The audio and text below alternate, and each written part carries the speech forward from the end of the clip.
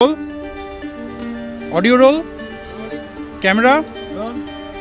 5, 4, 3.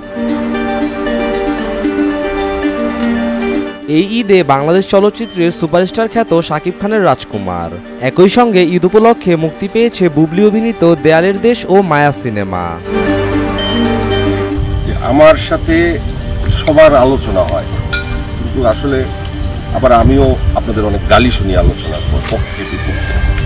তারপরও আমি নিরলসভাবে চেষ্টা করে যাই যে আপনাদের কাছে সঠিক তথ্য পৌঁছে দেওয়ার জন্য। ছবির প্রচারণার পাশাপাশি তিনি হাজির ছিলেন টেলিভিশন অনুষ্ঠানগুলোতে। সম্প্রতি একটি বেসরকারি টেলিভিশনে সাক্ষাৎকারে শাকিব কি খেতে পছন্দ করেন তা তিনি জানিয়েছেন। এর আগে অপুও জানিয়েছিলেন এই অভিনেতার পছন্দের খাবারের কথা। এই গাড়ি খ্যাতি হবে, একটা বড় ছায়া পাবে, আলটিমেটলি নিজের, আসলে আমি যদি একটু অন্য ভাষায় বলি যে তোমার একটা অ্যাম্বিশন ছিল, সেই অ্যাম্বিশন পূরণ করতে কি তুমি শাকিব খানকে বেছে নিয়েছিলে তোমার স্বার্থে?